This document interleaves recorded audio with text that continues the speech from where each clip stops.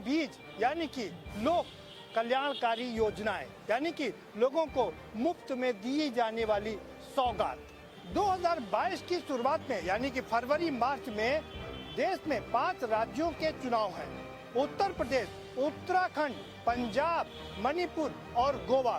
तो अब इन राज्यों के वोटरों की याद लोगों को आने लगी है, राजनीतिक पार्टियों को इनकी याद सताने लगी है और अब इन राज्यों के लोगों को सौगात भी या तो मिलनी शुरू हो गई है या तो उनके दावे और वादे किए जा रहे हैं। जनसंख्या के लिहाज से देश का सबसे बड़ा सूबा उत्तर प्रदेश में 2022 के चुनाव हैं और ये रण महाभीषण है। जैसा कि हम लगातार आपको बताते आए हैं कि यहाँ पर एक एक वोट की मारामारी है। ऐसे में अगर थोक रूप में वोट मिल जाए तो उसका कहना ही क्या। और यही कारण है कि सभी राजनीतिक पार्टियां अपने अपने वोटरों को लुभाने के लिए तमाम दावे कर रही हैं, तमाम वादे कर रही हैं। फ्री बीज की बहार आ गई है और उपहार भी लोगों को दिए जाने की बात की जा रही है। ऐसा नहीं है कि उत्तर प्रदेश देश का पहला सूबा है जहां पर ये फ्री बीज यानी कि जन कल्याणकारी योजनाएं चलाई जाने की कोशिश की जा रही है या चलाई जा रही हैं या मुफ्त दिए जाने का दावा और वादा किया जा रहा है। इससे पहले भी देश के अन्य राज्यों में इस तरह से तमाम कोशिशें हो चुकी हैं जिनका लाभ भी पार्टियों को जरूर मिला है। ऐसा नहीं है कि सिर्फ उत्तर प्रदेश या अपने देश में ही इस फ्री बीज का यानी कि जन कल्याणकारी योजनाओं का ऐलान होता है। ये विश्व के सबसे बड़े लोकतांत्रिक देश यानी कि अमेरिका में भी ये सब कुछ चलता है और दरअसल इसकी शुरुआत भी वहीं से हुई थी। आप यकीन नहीं करेंगे, 18वीं शताब्दी में इस फ्री बीज की वहाँ पर शुरुआत हुई थी जहाँ लोगों को फ्री चाय, फ्री कॉफी और तमाम अन्य चीजें, केक भी खाने को दिया जाता था। पहले ये चीजें खुलेआम होती थी यानी कि पार्टी अगर दी जाती थी तो सबको बुलाया जाता था, लेकिन अब यही खेल पर्दे के पीछे से हो रहा है, नाम बदल कर हो रहा है। फ्री बीज का मतलब है कि जन कल्याणकारी योजनाओं के जरिए लोगों तक पैसा पहुंचाने की बात की जा रही है जिससे कि एक वोट बैंक को आकर्षित किया जा सके और अपनी सरकार बनाई जा सके। उत्तर प्रदेश में भी चुनाव है और ऐसी योजनाओं की बहार आ गई है। बात 2 रुपए किलो चावल देने से लेकर शुरू हुई थी जो आज फ्री लैपटॉप और स्मार्टफोन तक और स्कूटी तक आ पहुंची है। तमिलनाडु में इसकी शुरुआत एनटी रामाराव ने की थी और एक बार ये सिलसिला शुरू हुआ तो थमने का नाम नहीं लिया। 2006 में डीएमके तो 2011 में एडीएमके और उसके बाद में लगातार राजनीतिक पार्टियां लोगों को फ्री बीज देकर लुभाती रहीं और सरकार बनाती रही। 2011 के विधानसभा चुनाव में एडीएमके की मुखिया, उस समय की मुखिया जयललिता ने लोगों को फ्री कलर टीवी और बिंदी तक देने का ऐलान किया और ये सिलसिला फिर उनका रुका नहीं। 2016 में भी उन्होंने लोगों से अनेक वादे कर डाले कि अगर उनकी सरकार दोबारा बनती है तो तमाम चीजें उन्हें मुफ्त में दी जाएंगी। 2016 में एडीएमके की सुप्रीमो तत्कालीन मुख्यमंत्री जयललिता ने महिलाओं को मंगलसूत्र बनाने के लिए 8 ग्राम सोना फ्री देने की बात की। वो यहीं पर नहीं रुकी, उन्होंने स्कूटी देने का भी वादा कर दिया। तमिलनाडु में फ्री बीज यानी कि जन कल्याणकारी योजनाओं का सिलसिला रुकने का नाम नहीं ले रहा था। तत्कालीन मुख्यमंत्री पलानीस्वामी ने ऐलान किया कि अगर वो दोबारा सत्ता में आए तो हर परिवार को हर साल 6 गैस सिलेंडर मुफ्त देंगे। डीएमके और एडीएमके द्वारा दिए जा रहे फ्री बीज यानी कि फ्री गिफ्ट यानी कि तोहफे को लेकर के ऐसा नहीं कि इसे रोकने की कोशिश नहीं की गई।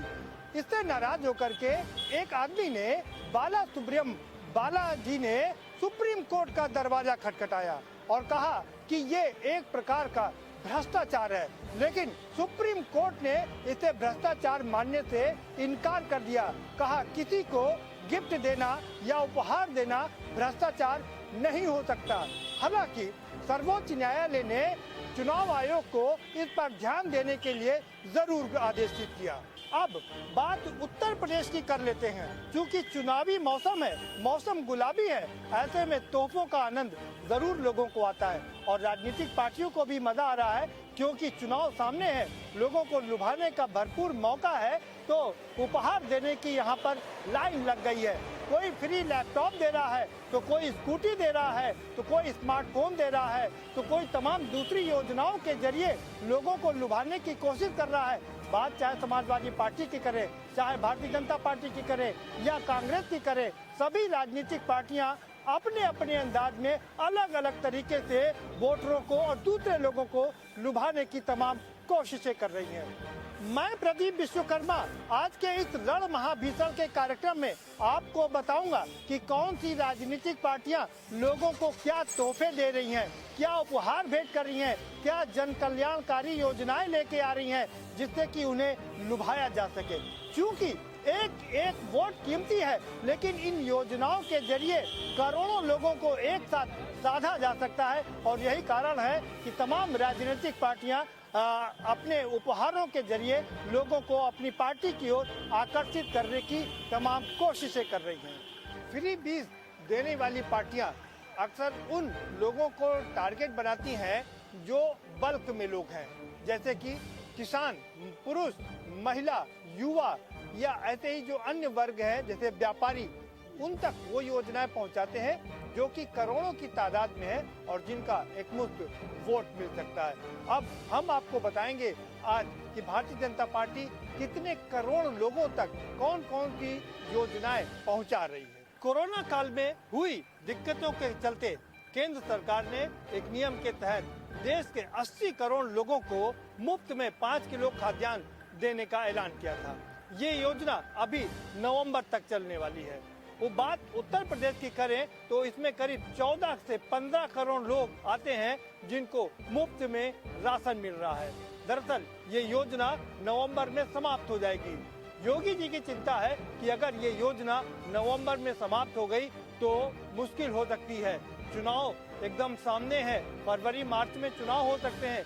ऐसे में योगी जी ने अपनी टीम 9 को ये आदेश दिया है कि वो ये पॉसिबिलिटी को एक्सप्लोर करें कि कैसे इस योजना का लाभ अगले मार्च तक लोगों को मिल सके। अगले मार्च तक लोगों को इसका लाभ मिलने का मतलब है 14 करोड़ लोगों को सीधा फायदा।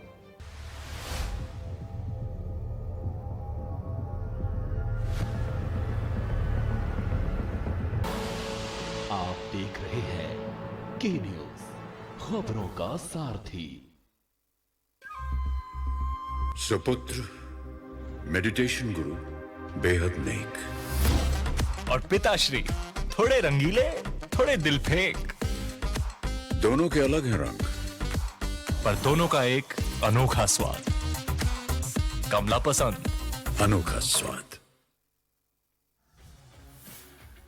सबको टीका मुफ्त टीका के तहत रिकॉर्ड समय में 100 करोड़ से अधिक कोविड टीकाकरण कर विश्व का सबसे बड़ा टीकाकरण अभियान चल रहा है। उत्तर प्रदेश में माननीय प्रधानमंत्री जी के विजन को साकार करते हुए माननीय मुख्यमंत्री योगी आदित्यनाथ के नेतृत्व में सर्वाधिक स्वास्थ्य सुविधाओं का विकास हुआ है। वर्ष 2017 तक प्रदेश में जहां मात्र दर्जन भर मेडिकल कॉलेज थे, आज उनकी संख्या लगभग 4 गुना हो गई है। माननीय प्रधानमंत्री जी ने उत्तर प्रदेश को गोरखपुर व रायबरेली एम्स की सौगात दी। प्रदेश में प्रधानमंत्री आयुष्मान भारत योजना में 6 करोड़ 47 लाख तथा मुख्यमंत्री जन आरोग्य अभियान में 42 लाख से अधिक लोगों को मुफ्त इलाज की सुविधा मिली। आज पूरा देश आजादी का अमृत महोत्सव मना रहा है। इसी कड़ी में 2329 करोड़ रुपए की लागत से हरदोई, मिर्जापुर, देवरिया, एटा, गाजीपुर, सिद्धार्थनगर, प्रतापगढ़, फतेहपुर एवं जौनपुर में नवनिर्मित 9 मेडिकल कॉलेज का लोकार्पण माननीय प्रधानमंत्री जी द्वारा हुआ है। इसके साथ ही 16 जनपदों में पीपीपी मॉडल पर मेडिकल कॉलेज निर्माण की प्रक्रिया शुरू हो गई है। इस प्रकार उत्तर प्रदेश में राजकीय मेडिकल कॉलेजों की संख्या 63 हो जाएगी। 24 करोड़ की आबादी वाले प्रदेश के हर जिले में मेडिकल कॉलेज खुलने से डॉक्टरों की संख्या बढ़ेगी और स्थानीय लोगों को आपातकाल में इलाज के लिए दूसरे शहर नहीं जाना पड़ेगा। चिकित्सकों, पैरामेडिकल स्टाफ, नर्सिंग स्टाफ के रूप में युवाओं के लिए नए रोजगार सृजित होंगे। सोच ईमानदार, काम दमदार। खुदी को आजमाया है तो ये अंदाज आया है, खुदी को आजमाया है तो ये अंदाज आया है। तुम में भी मैं हूं,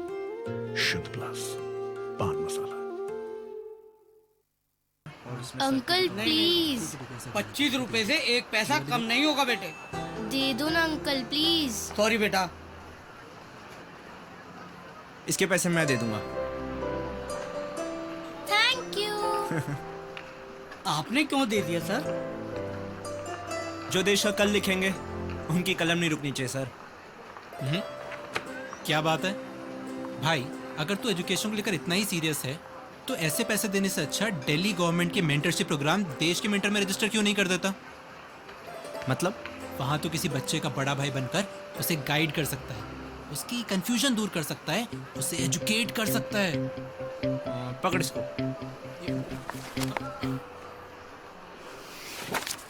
क्या वो कर रहा है?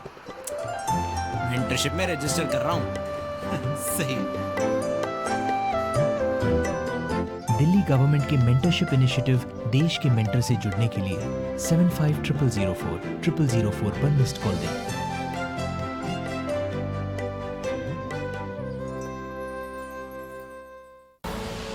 आप देख रहे हैं के न्यूज, खबरों का सारथी।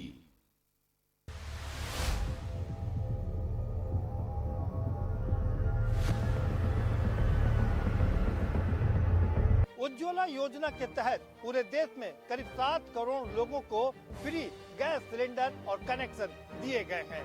उत्तर प्रदेश में इन लाभार्थियों की संख्या 3 करोड़ से भी ज्यादा है और अब कुछ लोग बच गए हैं। तो ऐसे में उज्ज्वला गैस योजना की पार्ट 2 का आयोजन किया जा रहा है, जिसमें करीब 20 लाख और लोगों को इसका लाभ दिया जाएगा।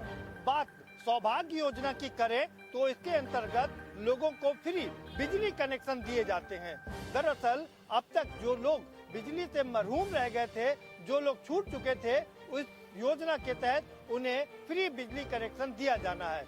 इनकी तादाद उत्तर प्रदेश में करीब 1.5 करोड़ है। हम बात करें सुदूर गांव की, चाहे वो सोनभद्र का इलाका हो, सुदूर इलाका है, वहां तक बिजली पहुंचाई है सरकार ने और 1.5 करोड़ लोगों को इस योजना के अंतर्गत उन्हें लाभ दिया है। किसानों की बात करें अगर तो पीएम किसान सम्मान निधि के तहत किसानों को हर साल करीब 6,000 रुपया दिया जाता है, जिसके तहत किसान अपने लिए खाद और पानी और दूसरी अन्य वस्तुओं का इंतजाम कर सकते हैं। ऐसे में उत्तर प्रदेश में ये योजना काफी फलदायी है। ये अलग बात है कि किसान आंदोलित हैं, लेकिन इसमें तमाम किसान ऐसे भी हैं, करोड़ों की तादाद में किसान हैं जिनको इस योजना का लाभ मिल रहा है और वो बहुत ही इससे संतुष्ट नजर आ रहे हैं, क्योंकि 6,000 रुपया सालाना कोई कम नहीं होता है। 2,000 रुपया जब महीने में मिलता है तो उस किसानों का हौसला काफी बढ़ जाता है। आवास, हमारे यहाँ लोगों को रहने के लिए छत नहीं है और ये छत देने के लिए काफी लंबे समय से प्रधानमंत्री आवास योजना चल रही है, लेकिन इधर वर्तमान सरकार ने पिछले 7 सालों में इस योजना को अतिरिक्त तरीके से परवान चढ़ाया है और प्रधानमंत्री नरेंद्र मोदी ने 2022 तक सबको आवास देने का आह्वान किया है और यही कारण है कि लाखों की तादाद में लोगों को आवास दिए जा रहे हैं। अभी तक बताया जा रहा है कि करीब 50 लाख लोगों को उनकी घर की चाबी दी जा चुकी है। ऐसे में ये योजना काफी लाभदायक सिद्ध हो सकती है भारतीय जनता पार्टी के लिए, उनकी सरकार के लिए और उत्तर प्रदेश में होने वाले आगामी 2022 के चुनाव के लिए भी। प्रधानमंत्री श्रम योगी सम्मान योजना, इस योजना के तहत 40 साल से ऊपर के जो असंगठित क्षेत्र के मजदूर हैं, कामगार हैं और 60 साल के ऊपर जब वो रिटायर होंगे तो उनकी पेंशन का इंतजाम किया गया है। उन्हें 3,000 रुपए प्रति माह पेंशन दिए जाने की बात की गई है, यानी कि जब 60 साल के ऊपर मजदूर हो जाएगा और जब काम करने के लायक नहीं बचेगा तो उसे हर महीने 3,000 रुपए पेंशन दी जाएगी। लेकिन ये मजदूर जब 40 साल का होगा तो उसे थोड़ा सा अंशदान देना होगा और इतना ही अंशदान सरकार भी देगी, जिसकी वजह से 60 साल के बाद उस कामगार को 3,000 रुपए पेंशन के तौर पर मिलेंगे। ऐसे कामगारों की संख्या देश में करीब 10 करोड़ है और उत्तर प्रदेश की बात करें तो करोड़ों में इनकी तादाद है। ऐसे में इसका फायदा सरकार को और आगामी चुनाव में मिलना लाजमी है। देश को स्वस्थ रखने के लिए प्रधानमंत्री नरेंद्र मोदी ने आयुष्मान योजना की शुरुआत। इस योजना के तहत हर व्यक्ति को 5 लाख रुपए मिलते हैं जो वो अपने स्वास्थ्य के लिए खर्च कर सकता है। इसमें जांच से लेकर के हर चीज मुफ्त होती है, यानी कि उसे कोई भी पैसा देना नहीं होता है।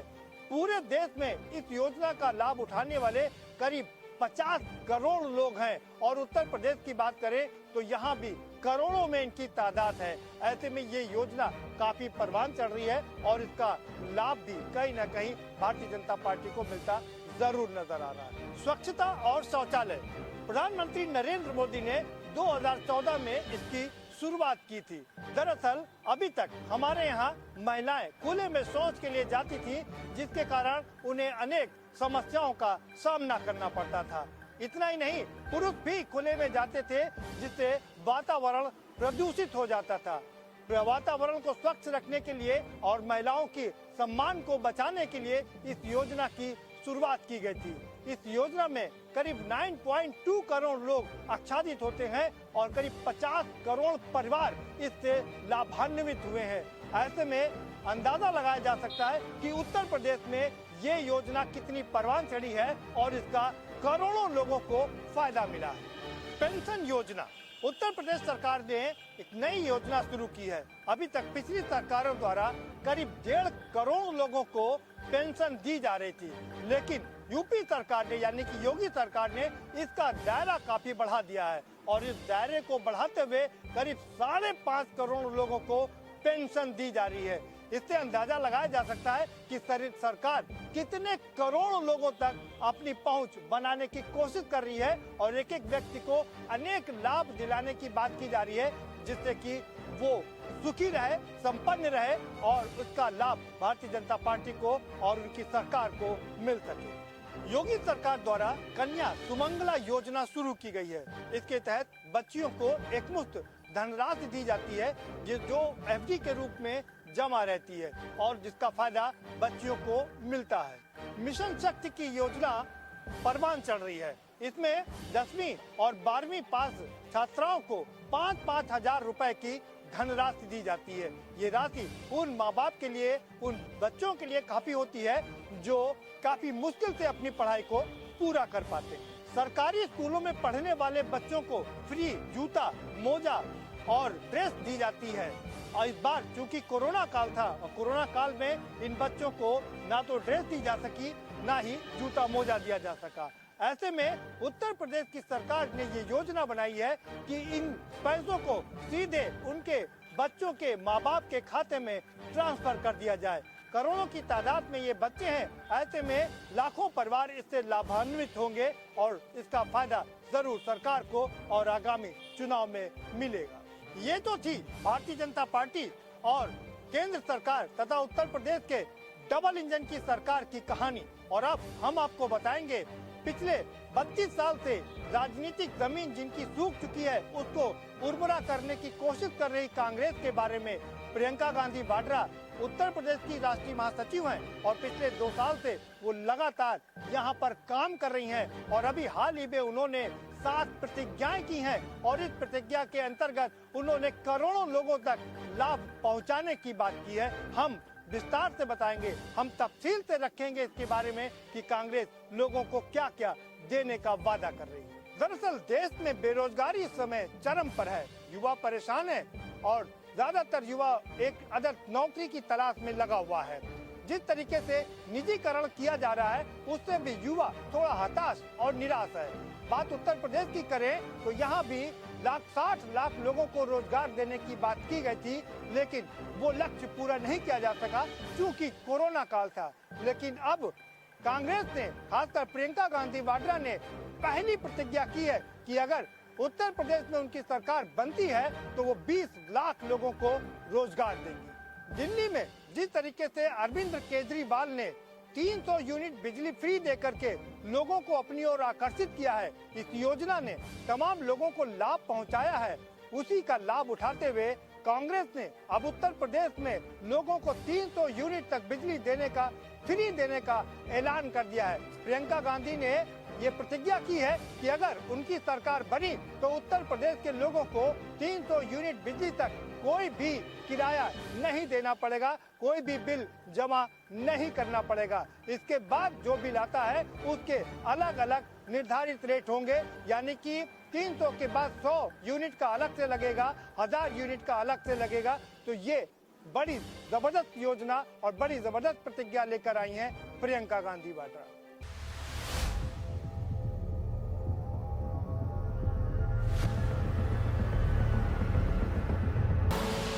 आप देख रहे हैं के न्यूज, खबरों का सारथी। दिवाली आ रही है, आप सबको दिवाली की ढेर सारी शुभकामनाएं।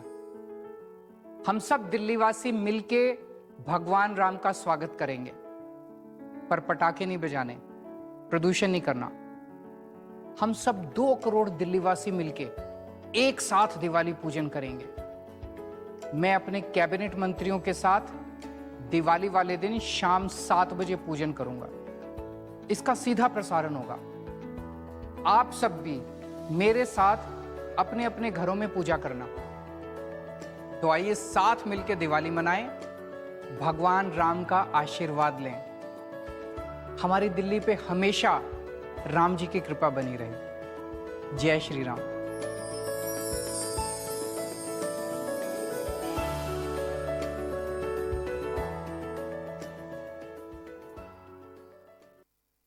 पर ये दिल है कि चख रहा है उन्हीं अल्फाजों का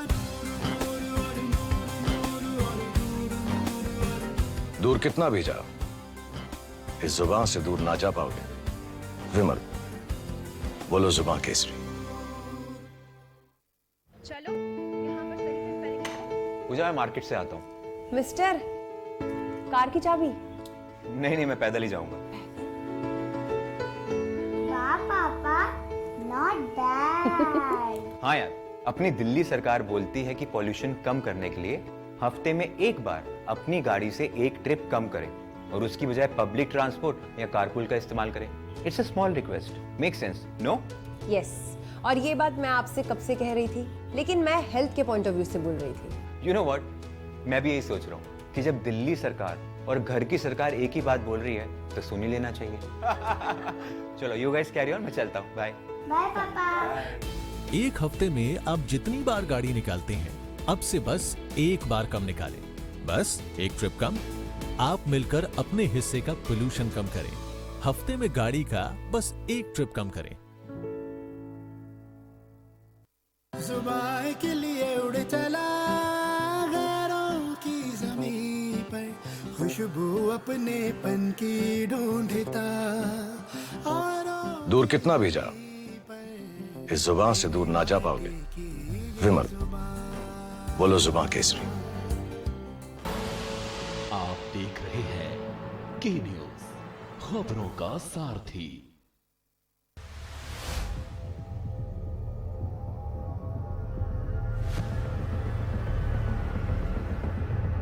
योजना के अंतर्गत उन्होंने ये भी वादा किया है कि कोरोना काल का जो पीरियड था उसके बिल पूरी तरीके से माफ कर दिए जाएंगे और उसके बाद का जो बिल है उसे हाफ कर दिया जाएगा। प्रियंका गांधी वाड्रा की तीसरी प्रतिज्ञा यह है कि अगर वो सरकार में आई, यानी कि कांग्रेस की सरकार बनी, तो किसानों का कर्ज माफ कर दिया जाएगा। दरअसल 2008 में भी कांग्रेस ने 80,000 करोड़ का पैकेज दिया था और किसानों का कर्ज माफ किया था, जिसका बड़ा फायदा कांग्रेस को 2009 के चुनाव में मिला था। 2004 के लोकसभा चुनाव में 9 सीट पाने वाली कांग्रेस 2009 में 22 सीटों तक पहुंच गई थी। इससे कांग्रेस को लगता है और खासकर प्रियंका गांधी वाड्रा को लगता है कि जिस तरीके से किसान आंदोलन हो रहा है, ऐसे में किसानों की कर्ज माफी एक बड़ा मिशन साबित हो सकता है, एक बड़ा स्मार्ट मूव साबित हो सकता है। महिलाओं और लड़कियों को लुभाने के लिए प्रियंका गांधी वाड्रा ने 2 योजनाएं शुरू करने का ऐलान किया है सरकार बनने के बाद। अगर इंटरमीडिएट की पास छात्रा है तो उसे स्मार्ट फोन दिया जाएगा और अगर ग्रेजुएशन पास करती है कोई लड़की तो उसे स्कूटी दी जाएगी। ये तमिलनाडु में ये योजना काफी परवान चढ़ी थी। तमिलनाडु की सरकार इसी पर बनी थी कि वहां पर जयललिता ने स्कूटी देने का ऐलान किया था और उसके बाद इस योजना का अमली जामा पहनाने का उत्तर प्रदेश में कांग्रेस ने ऐलान किया है। यूं तो देश में RTE यानी कि राइट टू एजुकेशन का अधिकार मिला हुआ है, लोगों को मुफ्त शिक्षा का अधिकार मिला हुआ है, लेकिन इन सब के बावजूद प्रियंका गांधी वाड्रा ने ये ऐलान किया है कि अगर उनकी सरकार बनी तो वो प्रदेश में लड़कियों को PhD तक मुफ्त शिक्षा देंगे। एक और प्रतिज्ञा किया है प्रियंका गांधी वाड्रा ने, उन्होंने कहा है कोरोना काल में लोगों की क्रय शक्ति करीब करीब खत्म हो गई है, लोग मजबूर हैं, लोग खर्च नहीं कर पा रहे हैं। ऐसे में अगर उनकी सरकार बनती है तो प्रत्येक परिवार को 25,000 रुपए दिए जाएंगे और यानी कि एक बड़ी एक मुश्त रकम दी जाएगी, जिसका राहुल गांधी लंबे समय से ऐलान कर रहे थे, मांग कर रहे थे, प्रधानमंत्री से मांग कर रहे थे कि कोरोना काल में लोग परेशान हैं, उनके पास पैसे नहीं है तो कम से कम 10,000 रुपए प्रत्येक परिवार को दिया जाना चाहिए। उसी को अमली जामा पहनाते हुए प्रियंका गांधी वाड्रा ने उत्तर प्रदेश में ये प्रतिज्ञा की है कि अगर उनकी सरकार बनी तो प्रत्येक परिवार को 25,000 रुपए दिए जाएंगे। किसानों को लुभाने के लिए एक और प्रतिज्ञा की गई है और कहा यह गया है कि अभी किसानों को करीब 1950 रुपए मिल रहे हैं धान की खरीद के लिए। अगर उनकी सरकार बनी तो धान और गेहूं का मूल्य 2500 रुपए किया जाएगा। हमने बात की भारतीय जनता पार्टी की और बात की कांग्रेस की, अब हम आपको बताएंगे समाजवादी पार्टी के बारे में। समाजवादी पार्टी भी 2011 में अनेक योजनाओं की शुरुआत की थी और उसका लाभ उन्हें 2012 में मिला था। ये अलग बात है कि 2017 में भारतीय जनता पार्टी ने उन्हें सत्ता से बेदखल कर दिया और 325 सीट लेकर के पूर्ण बहुमत की सरकार बनाई। लेकिन 2011 में अखिलेश यादव ने जिन योजनाओं की शुरुआत की थी उसका लाभ 2012 में उनको मिला था और 224 सीट लेकर के उन्होंने भरपूर सरकार बनाई थी, यानी कि बहुमत की सरकार बनाई थी।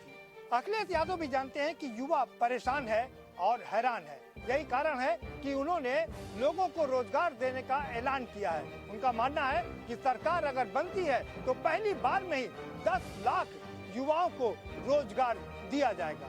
रोजगार के अलावा पिछली बार 2011 में अखिलेश यादव ने रोजगार के साथ अगर रोजगार नहीं दे पाए तो बेरोजगारी भत्ता देने का ऐलान किया था और इस बार भी ये योजना उनकी चालू रहेगी। हमारा देश युवाओं का देश है, यहाँ करीब 57% आबादी युवाओं की है। बात उत्तर प्रदेश की करें तो उत्तर प्रदेश युवाओं के मामले में दूसरा प्रदेश है।